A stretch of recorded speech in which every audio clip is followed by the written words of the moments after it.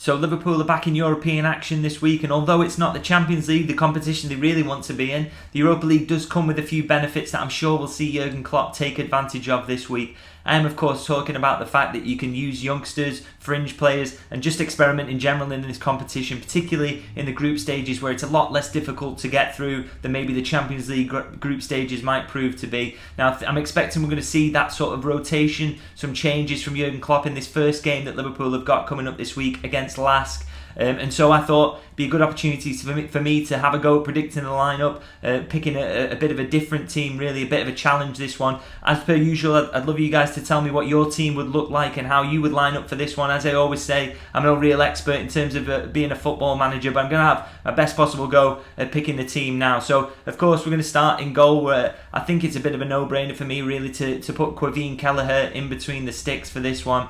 Bit of a surprise really that he stayed at Liverpool this summer. There was some interest in him early in the summer, but Jurgen Klopp always said it would take a big offer to force Liverpool to let go of Kelleher, and that never really materialised, with teams who were linked with him going for alternative options. So Kelleher's still there, and we know he's a really, really strong backup goalie, and I think the Europa League is going to be a really good opportunity for him to get some minutes this season, so hoping to see him come in for this one. In terms of moving forward into the defence, at right back, the options are a little bit slim there, and this is possibly the most difficult pick of the lot really for Jurgen Klopp for this game. Trent Alexander-Arnold is not going to be back. We expect him to start ball work again early next week, so he's not available for this one.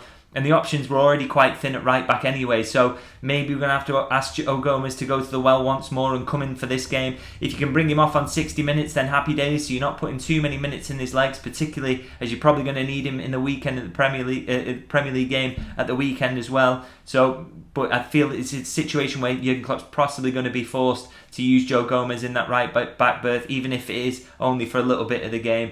Moving elsewhere in the defence, at centre-half, I'd like to see Jarell Quansah get another chance to impress.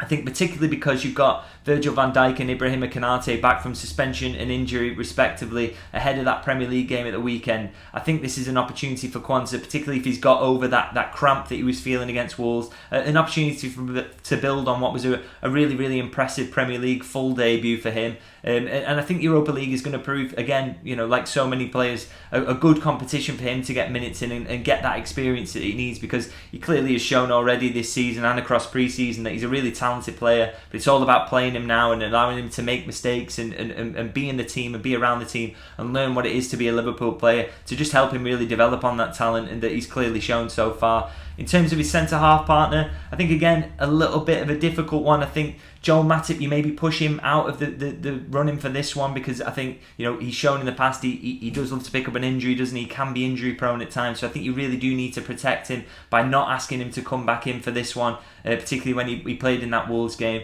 And of course, not a great deal of options if you already got Gomez at right back. Now, I think for this one, maybe it's one where we see the two players who've just come back that I mentioned earlier, Konate and Virgil van Dijk. Maybe they do a bit of a job sharing in this one just to get them back that match sharpness. So maybe we see Konate start this one, and then at the half-time mark, he comes off for Virgil van Dijk. So they both get some minutes in the legs ahead of the Premier League game at the weekend, and that would be ideal then to set them up to reform their partnership at the weekend. So I think that's what we're maybe going to see, is Konate to start, and then Virgil van Dijk to come on for him at half-time. In terms of left back, I think this is a very easy one for the manager.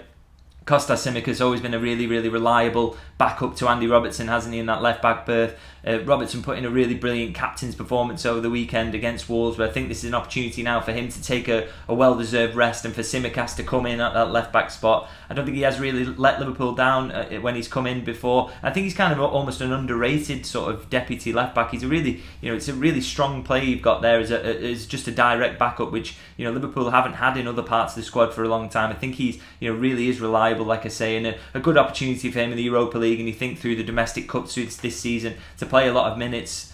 So hopefully we will see him start that by coming in at left back for this one. Now moving into midfield, the holding role, Alexis McAllister really struggled, didn't he, against Wolves. and I think he's going to be rested out of for this one, just to get over that international grueling travel he had during the international break and a difficult first 45 minutes against Wolves. But I think this is a perfect opportunity for Wataru Endo to come in and make a start here. It's been a kind of slow start to his Liverpool career, thrown into the team a little bit and then pulled straight back out, and Jurgen Klopp preferring Alexis McAllister in that holding role. But I think we want to see a little bit more of Wataru Endo, get some minutes in his legs, also getting more used to his teammates and the demands of the manager. So again, Europa League, a really good opportunity for him to come in and anchor that midfield. In terms of ahead of him in those two number 8 slots, I think I would like to think that on the left-hand side of those two number 8s, that Stefan Bajcetic is fit enough to maybe make a start in that position. Really excited to see more of him this season. It was really disappointing that his last campaign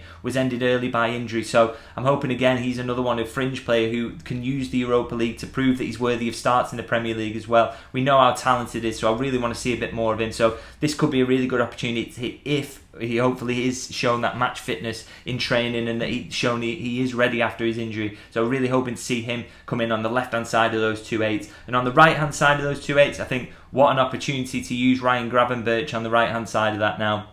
You know, he's a new signing, really looking to bed in, looking for opportunities to get used to the style of playing those things and really show what he's all about to Liverpool supporters. And I think coming into this Europa League team is a really good start for him to maybe do that. So hopefully we see a bit more of Ryan Gravenberch. Now moving into the forward line, you may notice that I didn't pick Harvey Elliott in the midfield.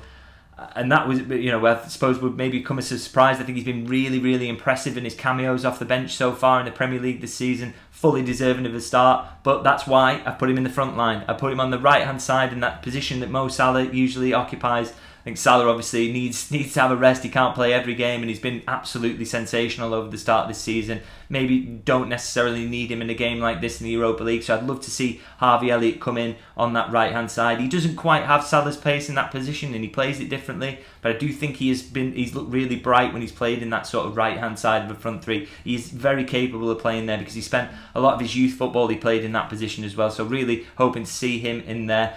On the other flank, maybe this is an opportunity for Diogo Jota to come in. I think Luis Diaz, with his performance off the bench against Wolves, maybe showed that left-hand side is going to really be locked down for him, I think, in the Premier League, certainly, with that being probably the most important competition Liverpool are in this season. So I think it's going to be hard for Jota to dislodge Luis Diaz from that left-hand side. So maybe Jurgen Klopp will see this as an opportunity for Jota to play some more minutes, and he is in good form at the moment, so hopefully he can keep that up and keep his goal scoring form up in the Europa League. And that just of course leaves the centre forward position. Now I thought Cody Gakpo against Wolves, he got a goal, and a typically hard-working performance from him, but I think you saw that there's a difference in terms of the level of threat when Darwin Núñez comes in, and I think Darwin Núñez, he probably would have started against Wolves if it wasn't for that international travel that he'd had to undertake beforehand. So I think, again, this is an opportunity to get more sharpness in him, get him back in the team, show what he's all about. And I think if he has a good first hour in this game and he can be brought off, then maybe he puts himself in contention for the Premier League team at the weekend, because I think Darwin Núñez,